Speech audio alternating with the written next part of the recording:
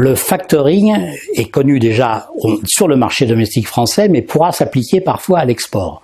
Le factoring, je vous le rappelle, consiste en 3 techniques couvertes par le factor, qui est en général une filiale de banque, une technique de recouvrement de vos créances, c'est-à-dire c'est lui qui s'occupe de récupérer vos factures et de les envoyer à l'acheteur et de récupérer les fonds. C'est le recouvrement, c'est une question de service administratif. Deuxième possibilité, la couverture de la garantie des impayés, c'est-à-dire il vous couvre de vos impayés en vous appliquant une assurance et donc vous serez couvert de ces impayés éventuellement. Troisième point du factoring, c'est le financement, c'est-à-dire non seulement vous avez le recouvrement fait par le factor, vous avez la garantie d'impayé fait par le factor, mais il va vous financer si vous êtes payé à terme de 3, 4 ou 5 mois, il vous financera cette durée. Donc le factoring, on pourrait le représenter comme un petit train à recouvrement, couverture d'impayés et financement. Vous avez le choix de prendre un wagon, 2 wagons ou 3 wagons, c'est au choix, c'est la technique du factoring. En revanche, quand nous allons appliquer cette technique à l'international, nous allons avoir un problème car en général, les assureurs ont très peur sur les pays risqués. Conclusion, ils vont couvrir par du factoring lorsqu'il s'agit de pays développés d'Europe de l'Ouest.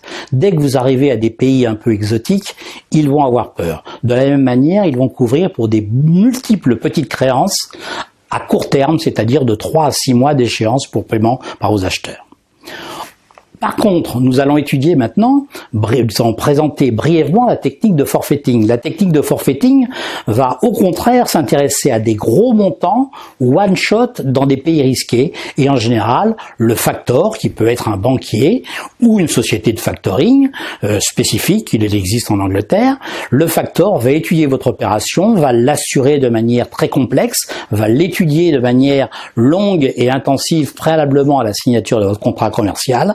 Et ensuite vous rachètera avec un forfait, c'est-à-dire un bien qui vaut 100, il vous dira je vous le rachète 87, c'est-à-dire le forfait de 13.